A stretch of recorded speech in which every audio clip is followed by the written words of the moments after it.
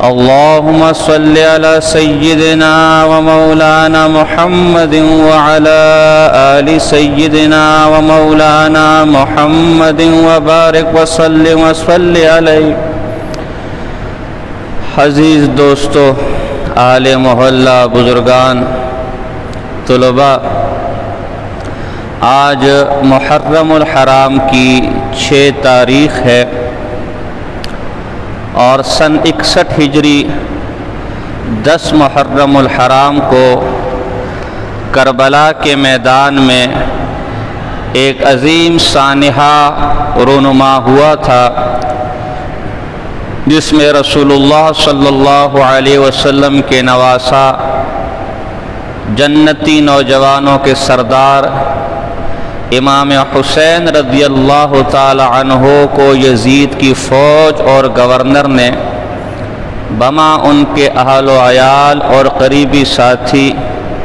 بے دردی کے ساتھ بھوکا پیاسا رکھ کر شہید کر دیا تھا۔ افسوس کے ساتھ کہنا پڑ رہا ہے کہ اس واقعے کے متعلق ہمارے ہاں افراط اور تفریط پائی جاتی ہے۔ بعض لوگوں نے اس کو کفر اور ایمان کا مسئلہ بنا لیا۔ اس میں کوئی شک و شبہ نہیں کہ امام حسین رضی اللہ تعالی عنہ نے بہت بڑی قربانی دی۔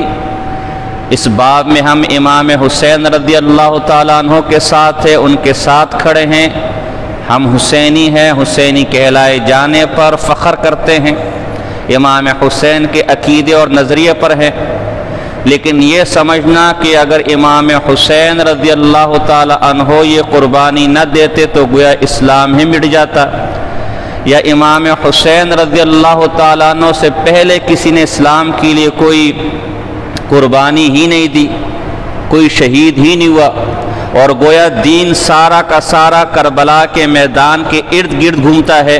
یہ بھی ظاہر افراط مناسب نہیں ہے۔ اور بعض لوگوں نے محض یزید کی محبت میں واقعہ کربلا ہی کا انکار کر دیا، امام حسین ہی کو معاذ اللہ باغی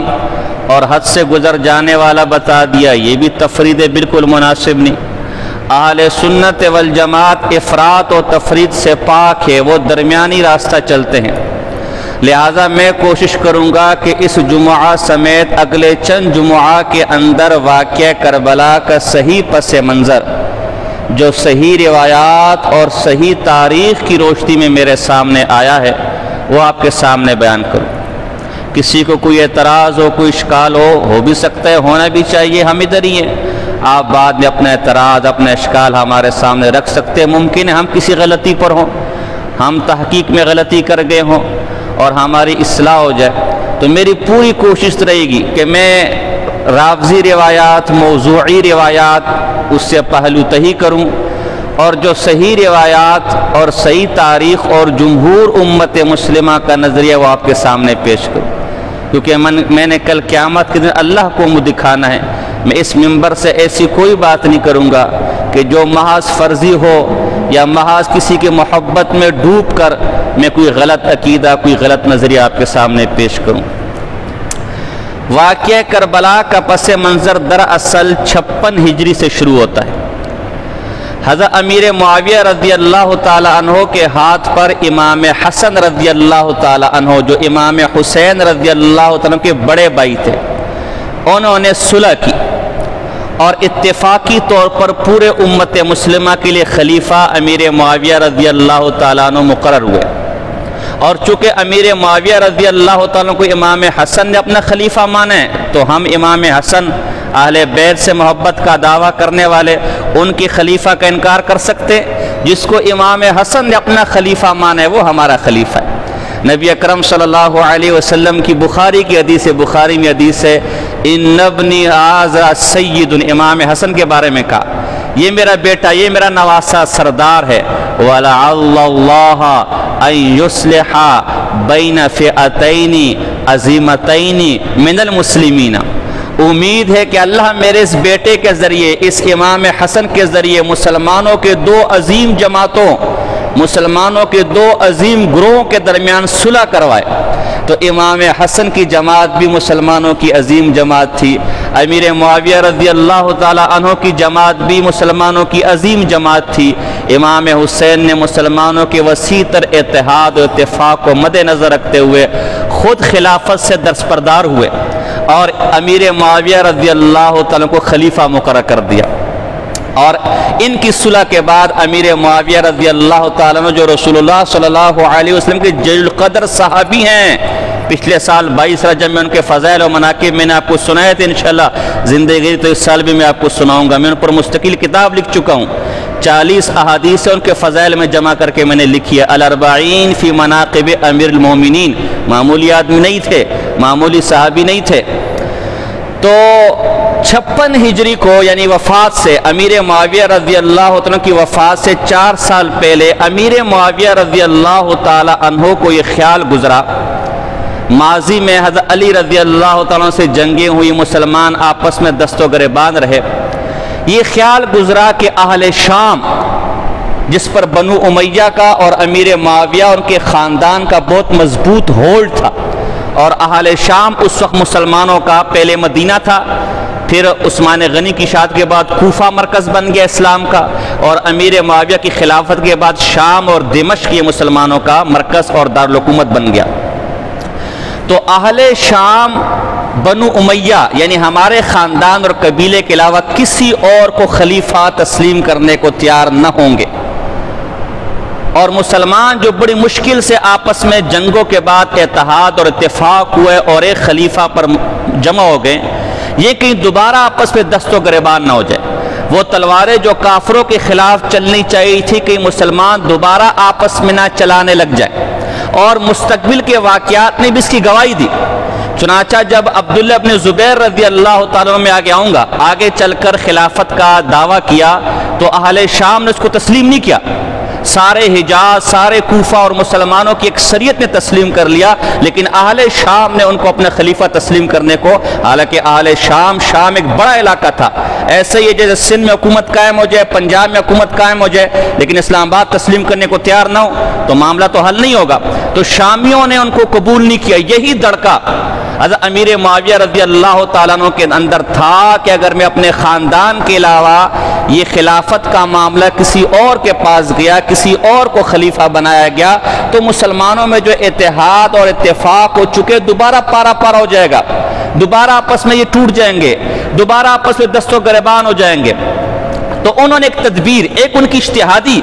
دیکھو امیر معاویہ صحابی بھی تھے اور مجتہد بھی تھے۔ بخاری کی حدیث ہے، عبداللہ ابن عباس رضی اللہ تعالی عنہ کے پاس ایک شخص امیر معاویہ کی ایک غلطی بتلانے کے لیے آیا کہ انہوں نے تو ایسا کیا، تو عبداللہ ابن عباس نے فرمایا دعہو فإنہ صحابی، اے اللہ کے بندے تجھے حیا نہیں آتی ان پہ اعتراض کرتے ہوئے،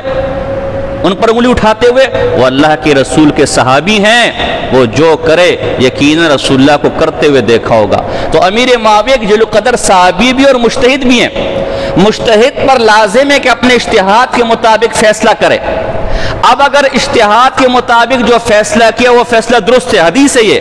تو اس کو 2 ثواب ملیں گے، 2 اجر ملیں گے، ایک اجتہاد کرنے کا اور ایک اس اجتہاد کے ذریعے درست فیصلے تک پہنچنے کا۔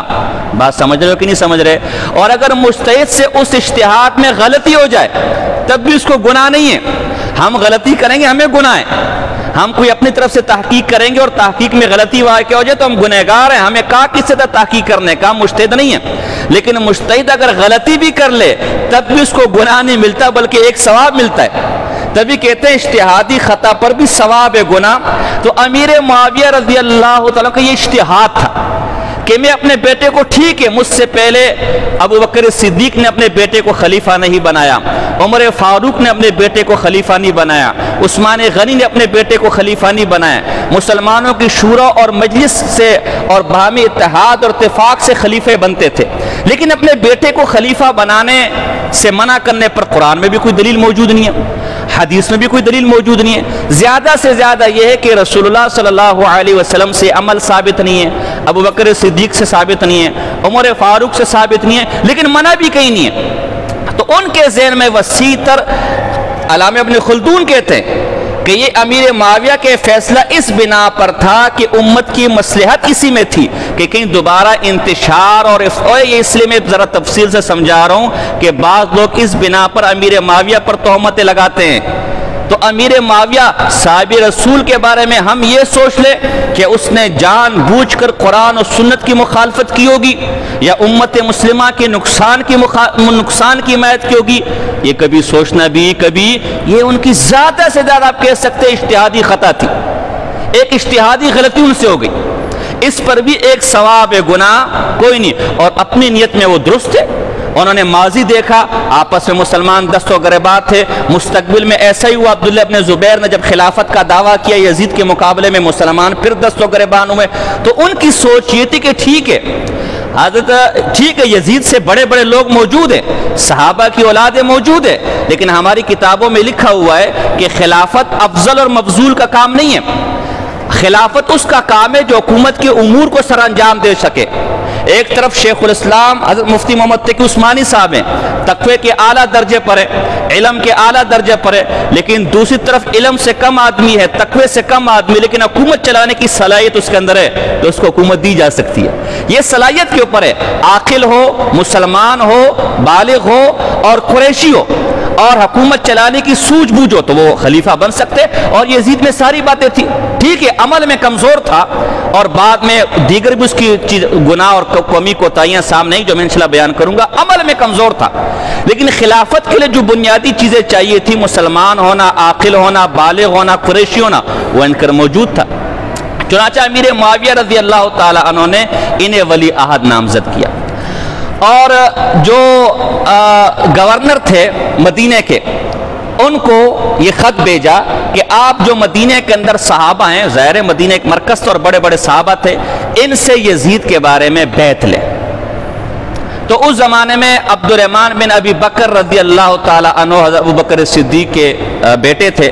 جب انہوں نے مدینہ کے گورنر نے ان کے سامنے بات رکھی کہ بھئی اس طرح امیر معاویہ رضی اللہ تعالیٰ عنہ یزید کو اپنا ولی عہد اور اپنے بعد امیر مقرر کرنا چاہتے ہیں, لہذا ان کی بیعت کریں.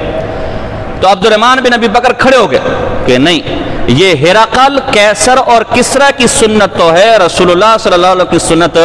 حضرت ابو بکر صدیق وفات ہوئی اور اپنے بیٹے کو خلافت نہیں دی. عمر فاروق کی وفات ہوئی, اپنے بیٹے کو خلافت نہیں دی. عثمان غنی کی شہادت ہوئی, اپنے بیٹے کو خلافت نہیں دی. خلافت مسلمانوں کی شورا کا مسئلہ ہے. مسلمان آپس میں شورا کے ساتھ بام اتحاد اتفاق کے ساتھ جس کو خلیفہ مقرر کر لے وہ خلیفہ ہوگا.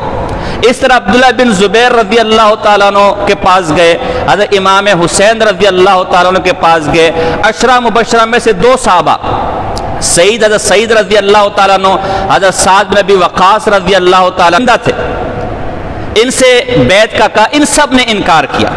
بہرحال امیر معاویہ رضی اللہ تعالیٰ نے بھی زیادہ زور نہیں دیا اور یہ سمجھا کہ وقت کے ساتھ ساتھ حالات خود ٹھیک ہو جائیں گے, جو سوچ میری ذہن میں وہ ان کو بھی سمجھ آ جائے گی اور بیعت ہو جائے گی. خود جب حج کے لیے امیر معاویہ رضی اللہ تعالیٰ عنہ گئے, اس زمانے میں عشرہ مبشرہ وفات پا چکے تھے, البتہ عبداللہ بن زبیر رضی اللہ تعالیٰ عنہ اور امام حسین رضی اللہ تعالیٰ عنہ, عبداللہ بن متی رضی اللہ تعالیٰ عنہ, متی رضی اللہ تعالیٰ عنہ, یہ زندہ تھے.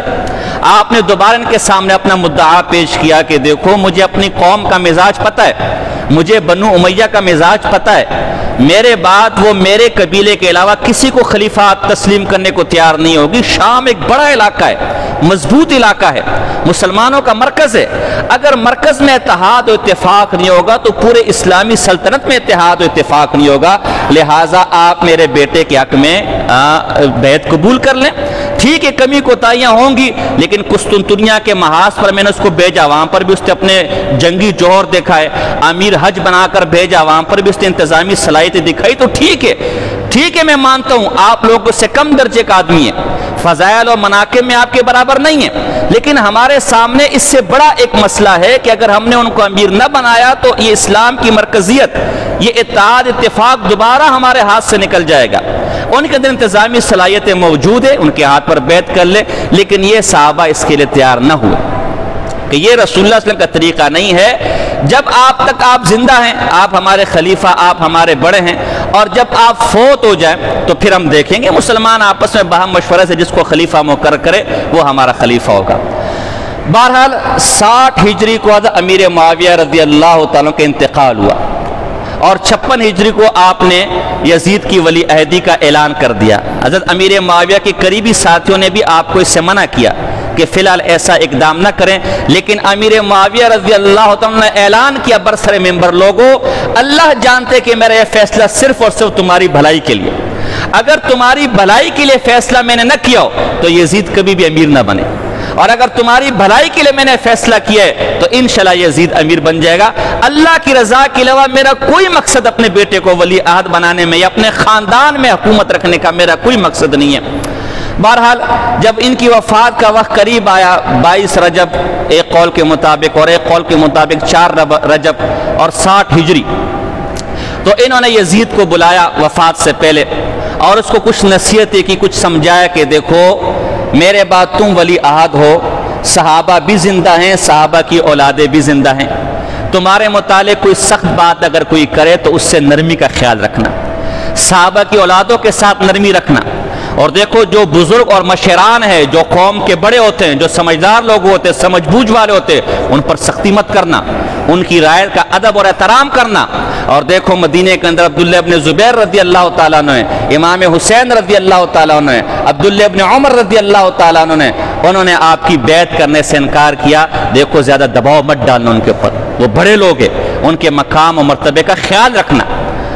اور اس حکومت کو اللہ کی امانت سمجھ کے چلانا، کسی پر ظلم و زیادتی نہ کرنا۔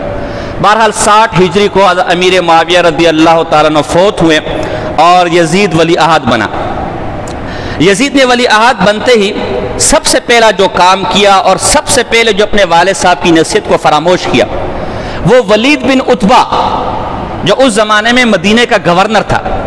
اس ولید بن عتبہ کے پاس اپنا غلام بیچا رزین نام کا،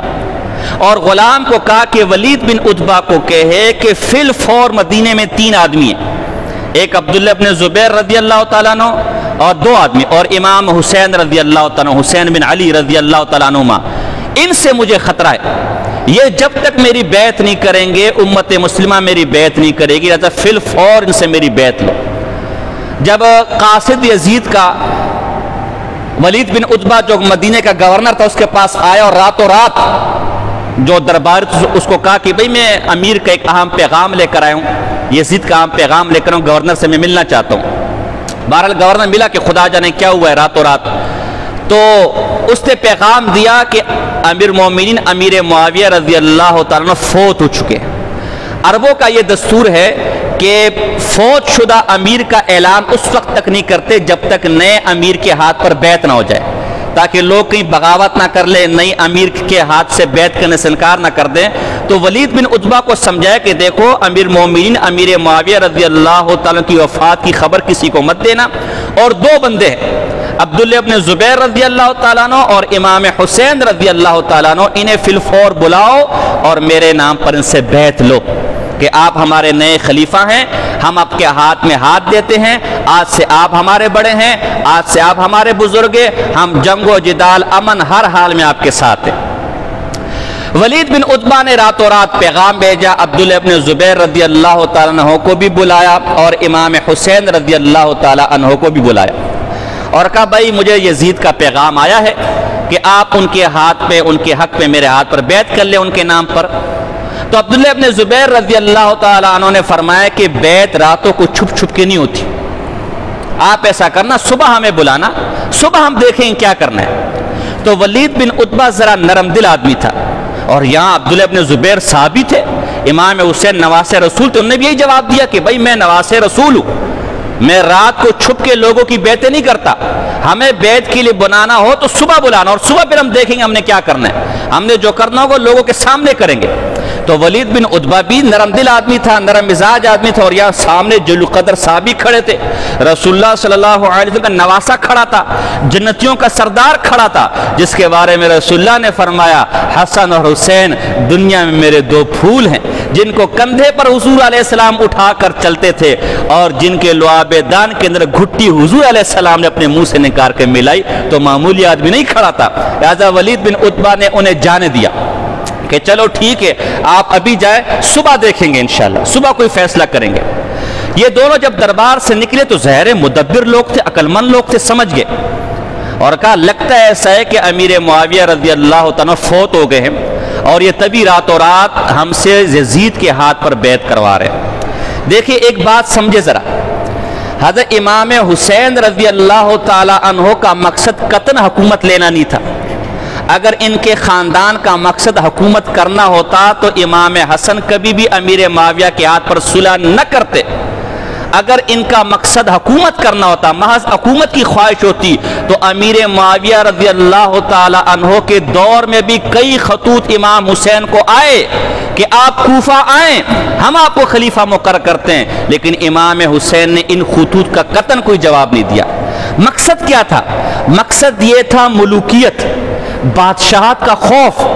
کہ دیکھو آج تو ٹھیک ہے یزید میں برائیاں ہیں لیکن اس حد تک برائیاں نہیں ہیں، اگر ہم یہ یزید کو اپنا امیر اور خلیفہ مان لے تو یہ حکومت کل کو بادشاہت میں تبدیل ہو جائے گی،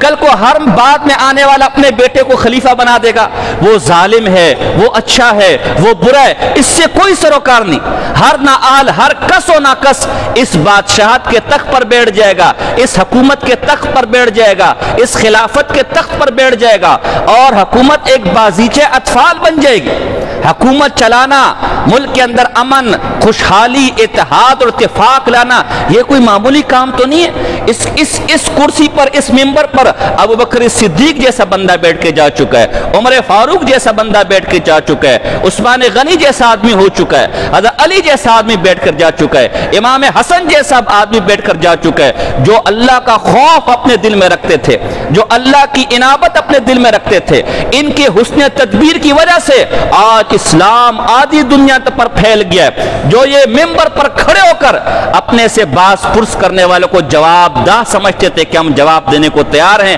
اگر ممبر پر بادشاہ کے اوپر انگلی اٹھائی جاتی تھی وہ اپنا محاسبے کے لیے اپنے آپ کو پیش کرتا تھا۔ اگر ہم اس بات کو مان لیں کہ ہر آنے والا اپنے بیٹے کو خلیفہ بنا دے، ہر آنے والا اپنے بیٹے کو امیر بنا دے، تو آج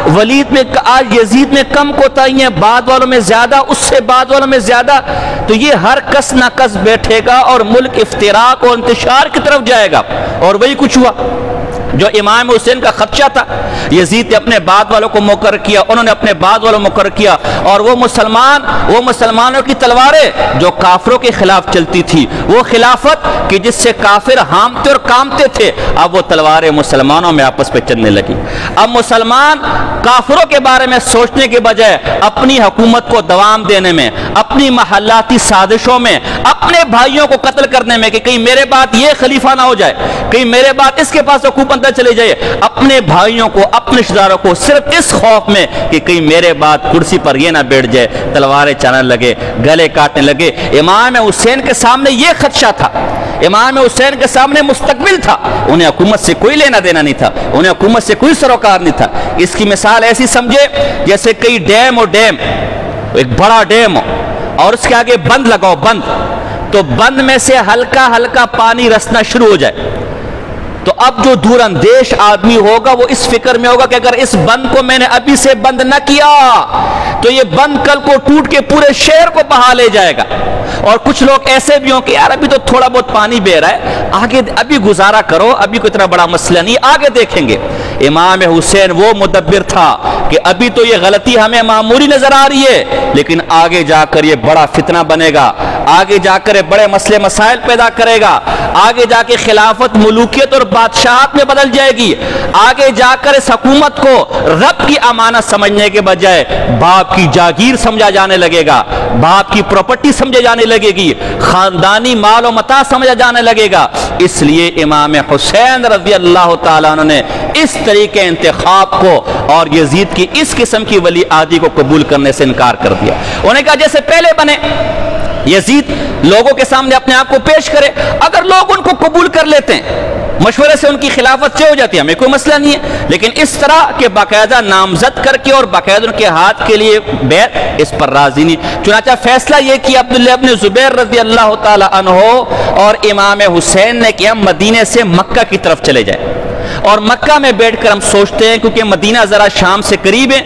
اس لوگ اگر صبح ہمیں بلائیں گے اور صبح ہم نے بیعت نہیں کی تو ہمیں گرفتار کر لیں گے، اور کچھ بعید نہیں حکومت ہے کہ ہمیں قتل کر دیں، ہمیں شہید کر دیں۔ تو مکہ ذرا پرامن علاقہ ہے، بیت اللہ ہے، پھر اسے حرمت حاصل ہے، مکہ میں خون خرابہ جائز نہیں، تو ہم مکہ جاتے ہیں اور پھر مکہ میں جا کر آگے کا لاہ عمل طے کرتے ہیں۔ تو قریباً 27-28 رجب کو عبداللہ ابن زبیر رضی اللہ تعالیٰ عنہ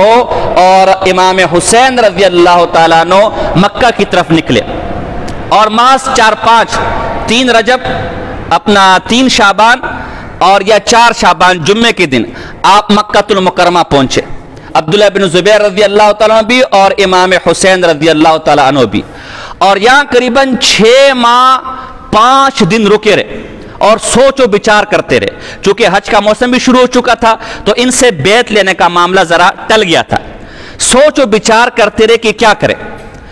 دوسری طرف پیچھے ولید بن عتبہ کو جب پتا چلا کہ انہوں نے تو ہمیں کہا تھا صبح ہمیں بلانا، اور صبح جب دیکھا وہ تو مکہ کی طرف چلے گئے، تو انہوں نے غصے میں آ کر عبداللہ بن مطیع رضی اللہ تعالیٰ عنہ اور مصعب بن عبد الرحمن بن عوف رضی اللہ تعالیٰ کو گرفتار کر لیا۔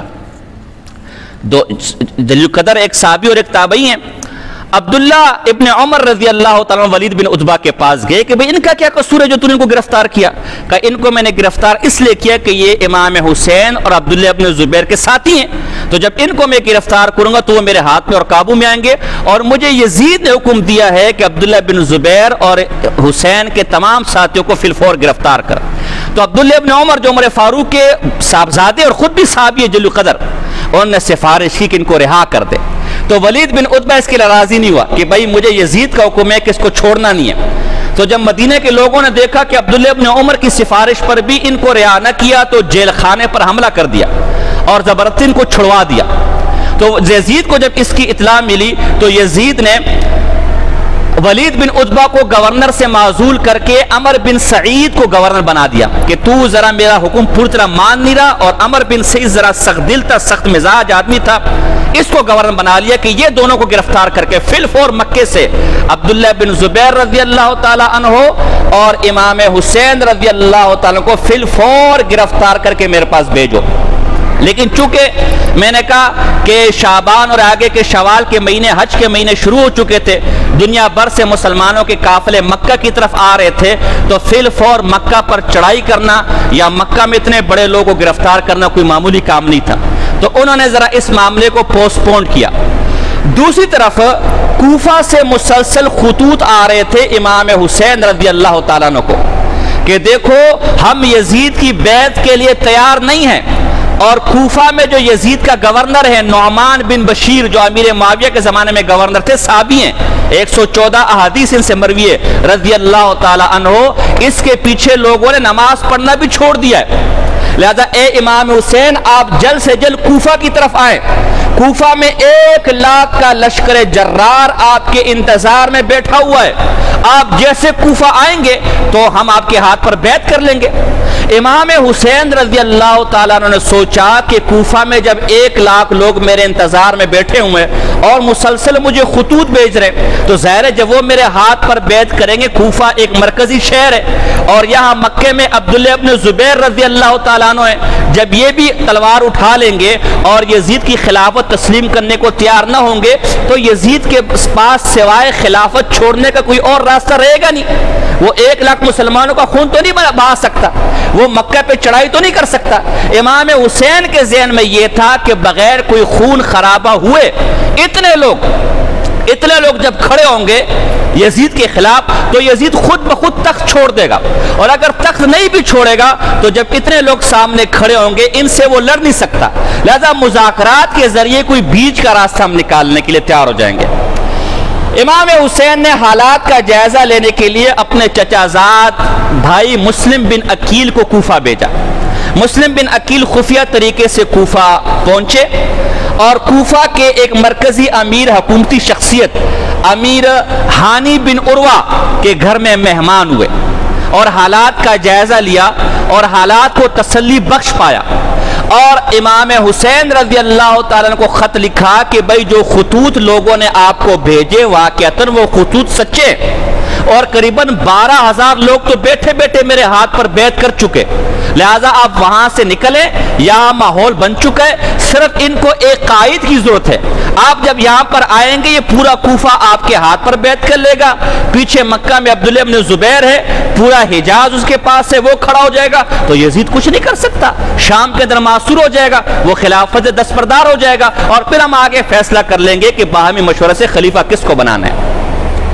یہاں لوگوں کو یہ بھنک پڑی کہ مسلم بن عقیل کوفہ میں آیا ہوا ہے، اور یزید تک بھی ظاہر بادشاہ امیر جاسوس طور پر پہلے ہوئے، اس کو بھی یہ بھنک پڑی کہ مسلم بن عقیل کوفہ میں آیا ہوا ہے اور حکومت کے خلاف کسی سازش میں ملوث ہے ان کے ذہن کے مطابق۔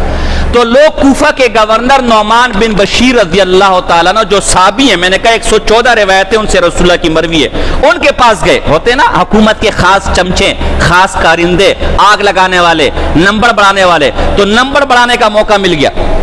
کہ حضرت صاحب آپ کوفہ کے گورنر ہیں، یزید آپ کا امیر ہے، امیر معاویہ نے آپ سے یزید کے ہاتھ پر بیعت لی ہوئی ہے، اور معاذ اللہ امیر کا دشمن ایک باغی کا نمائندہ مسلم بن عقیل کوفے کے اندر موجود ہے، آپ اس کے خلاف کاروائی کریں۔ نعمان بن بشیر رضی اللہ تعالیٰ کوئی ظالم گورنر نہ تھے، وہ رسول اللہ کے صحابی تھے،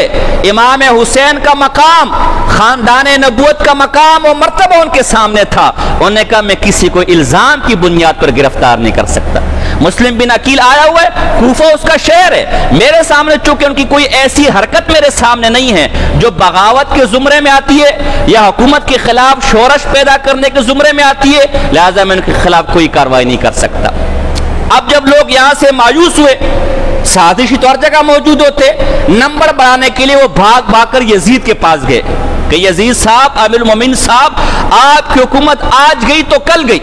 امام حسین اور عبداللہ ابن زبیر رضی اللہ تعالی عنہما مکے میں بیٹھ کر آپ کی حکومت کے خلاف سازش کر رہے اور یہاں لوگوں کی ذہن سازی کر رہے، اور مسلم بن عقیل کو بھیجا ہوا ہے اس سازش کو امپلیمنٹ کرنے کے لیے کوفہ کے اندر، اور کوفہ آپ کے ہاتھ سے نکل رہا ہے، مکہ آپ کے ہاتھ سے نکل رہا ہے، حجاز آپ کے ہاتھ سے نکل رہا ہے، اور نعمان بن بشیر جس کو آپ نے کوفے کا گورنر مقرر کیا ہوا ہے وہ آپ سے غداری کرنے پر تیار ہے، ہم نے اس کو کہا ہے کہ ان کے خلاف کاروائی کرو، وہ کاروائی کرنے کے لیے تیار نہیں ہے، وہ بھی لگتے ہیں ان کے ساتھ ملے ہوئے۔ یزید کو جب یہ پتا چلا، پہلے سے باتیں ان کے کانوں میں پڑ رہی تھی، اور انہوں نے فی الفور نعمان بن بشیر رضی اللہ تعالی عنہ کو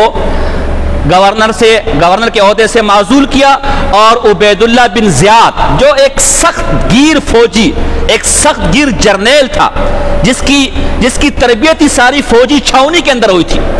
فوجی کی جب ایسی ٹریننگ ہوتی ہے تو پھر اس کا دل سخت ہو جاتا ہے، وہ پھر کہتے ہیں حکومت یس سر، جو ہمارا افسر کہے گا ہم وہی کریں گے، اور یہ ان کی ٹریننگ کا حصہ ہے۔ اس عبید اللہ بن زیاد کو گورنر بنایا کوفے کا، اور حکم دیا کہ فی الفور جو ہے مسلم بن عقیل کو گرفتار کرو۔ عبید اللہ بن زیاد جب کوفہ کے گورنر ہوئے، انہوں نے ہانی بن عروہ کو بلایا کہ مجھے معلومات ملی ہے کہ تیرے گھر میں مسلم بن عقیل ہے جو ہمارے خلاف سازش میں ملوث ہے، حکومت گرانے کے لیے یہاں آیا ہوا ہے، فی الفور اسے ہمارے حوالے کرو، کہاں ہے وہ؟ تو عروہ بن ہانی نے کہا، ہانی بن عروہ نے کہا کہ مجھے معلوم نہیں۔ انہوں نے ایسی گول مول باتیں کی کہ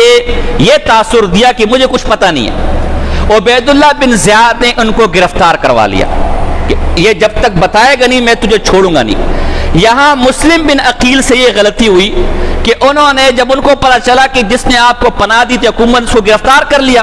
تو 4000 بندے لے کر عبید اللہ بن زیاد کے خلاف نکل کھڑے ہوئے۔ انہوں نے کوفیوں پر اعتماد کیا، اور یہ کوفی ایسے بدبخت ہیں کہ انہوں نے ہر دور میں اہل بیت کو دغا دیا۔ حضرت علی رضی اللہ تعالیٰ عنہ کو انہوں نے دغا دیا، ان کی وجہ سے شہید ہوئے، اور امام حسن رضی اللہ تعالیٰ عنہ نے ان کے دغے کی وجہ سے امیر معاویہ کے ہاتھ پر بیعت کی۔ وہ بنو ہاشم اور اہل بیت سے محبت تو کرتے تھے لیکن تھے ڈرپوک، جہاں تلوار دیکھتے تھے بھاگ جاتے تھے، تو محبت پہ تو بڑے کھڑے ہوئے، جی بالکل مسلم بن عقیل آپ نکلے، ہم آپ کے ساتھ ہیں۔ تو 4000 کا لشکر جب گورنر ہاؤس پہنچا اور عبید اللہ بن زیاد کو پتا چلا کہ باہر 4000 لوگ لے کر کھڑے، تلوار لے کر کھڑے ہوئے ہیں، اس کا وضو وہیں ٹوٹ گیا، وہ اندر جا کے چھپ گیا اور کہا اب کیا کروں؟ اب کیا کیا، اس نے اپنے نمائندے بھیجے اور ان کو ڈرایا دھمکایا کہ دیکھو ابھی پیچھے سے یزید کی فوج آنے والی ہے، تم 4000 و 4 لاکھ کی فوج آئے گی، تمہیں تتر بتر کر دے گی۔ تو بس کوفیوں کی وہ جو منافقت والی رکھ تھی وہ پھڑکی، اور ایسے ایسے 50 کر کے 40 کر کے لوگ گلیوں سے بھاگنے لگے، یہاں تک کہ مسلم بن عقیل کے پاس صرف 50 آدمی رہ گئے۔ جب عبید اللہ بن زیاد کو پتہ چلا، فوراً فوجی بھیجے، کمرے سے نکلا کہ پکڑ کے گرفتار کر کے لے آؤ۔ ان سب کو گرفتار کر کے لایا گیا۔ مسلم بن عقیل کو گلا کاٹ کے، فی الفور اس کا گلا کاٹ کے گورنر ہاؤس سے نیچے پھینک دیا گیا، اور ہانی بن عروہ کو بھی شہید کر دیا گیا جو حکومت کے مضبوط کارندے تھے۔ اور دوسرا کام اس نے یہ کیا، عبید اللہ بن زیاد نے، ظاہر تھا تو فوجی جرنیل، تھا تو عقل مند، اس سے پورے راستے میں جاسوس بٹھا دیے کہ چونکہ مسلم بن عقیل نے امام حسین کو خط لکھ لیا کہ کوفہ کے حالات بالکل مناسب ہیں، تو اب حالات بدل گئے۔ پہلے تو ان کے ہاتھ پر لوگ بیعت کرنے کو تیار تھے، پہلے تو ہمارے خلاف کھڑے ہونے کو تیار تھے، اب سب بھاگ گئے، اب حالات بدل گئے۔ اب ایسا ہو کہ یہ نئی صورتحال کا کہ مسلم بن عقیل کو میں نے مار دیا ہے، عروہ بن ہانی کو میں نے مار دیا ہے، امام حسین کی مدد کرنے والے بھاگ گئے، یہ نئی صورتحال کا امام حسین کو پتہ نہ چلے تاکہ کہیں واپس نہ ہو جائے، اور میں راستے میں ان کو گرفتار کر لوں، یزید کے سامنے پیش کر دوں اور میرے نمبر بڑھ جائیں۔ یہاں سے یزید نے بھی اس کو خط لکھو عبید اللہ بن زیاد کو کہ دیکھو امام حسین میرے خلاف کھڑا ہو گیا، اللہ نے پوری دنیا میں تجھے میری حمایت کے لیے چنا، اور پورے زمانے میں تیرے زمانے کو میری حمایت کے لیے چنا، اور تمام گورنروں میں سے تیری گورنری کو میری حمایت کے لیے چنا، اگر تو میرا وفادار ہوا تو میں تجھے مال و زر سے مالا مال کر دوں گا، کوئی بھی سازش میں ملوث ہو، کوئی بھی میری حکومت کے خلاف بغاوت میں ملوث ہو، فی الفور گرفتار کرنا، اور کوئی تلوار چلائے فی الفور گردن اڑا دینا، اور جو مسلم بن عقیل کو تو نے شہید کیا، اہل بیت ہے، امام حسین کے چچا زاد ہیں، زبردست کام کیا ہے، آگے بھی لوگ کے ساتھ ایسے ہی کام کرنا۔ بہرحال اس کے راستے پر جاسوس اپنے پھیلا دیے، اور امام حسین کو یہ اطلاع نہ ملی کہ اب حالات بدل گئے، اب کوفہ کے لوگوں نے بددیانتی کیے، اب کوفہ کے لوگوں نے منافقت کیے، اب کوفہ کے لوگ پیچھے ہٹ گئے، آگے چونکہ وقت پورا ہو گئے، یہاں سے آگے کربلا تک کا انشاءاللہ موقع ملے گا تو میں آگے بیان کروں گا۔ مقصد میرا دوبارہ یہ ہے کہ ہمارے یہاں افراط و تفریط پائی جاتی ہے، کسی نے کربلا کو صرف رونے دھونے کا ذریعہ بنا دیا کہ شاید بس رونے دھونے کے لیے گئے تھے اور وہاں لٹنے کے لیے گئے تھے، اور کسی نے کربلا کو پورا کا پورا دین بنا دیا کہ بس اسلام میں صرف کربلا اور کچھ نہیں، اور کسی نے کربلا ہی کا انکار کر دیا۔ تو دونوں طرف افراط و تفریط ہے، دونوں طرف اوپر نیچے۔ میں آپ کے سامنے بالکل صحیح صورتحال، صحیح پس منظر رکھوں گا کہ جس سے کربلا کا پس منظر بھی آپ کے سامنے آ جائے گا، اور کربلا کا مقصد اور امام حسین کی قربانی کا مقصد بھی آپ کے سامنے آ جائے گا۔ تو اس سے آگے چونکہ وقت پورا ہو گئے، اوپر بھی ہو گئے، اس سے آگے کے واقعات انشاءاللہ اگر زندگی رہی ہم اگلے جمعے میں بیان کریں گے۔ اللہ پاک سننے سمجھنے کی توفیق عطا فرمائے۔ وما علینا الا البلاغ المبین۔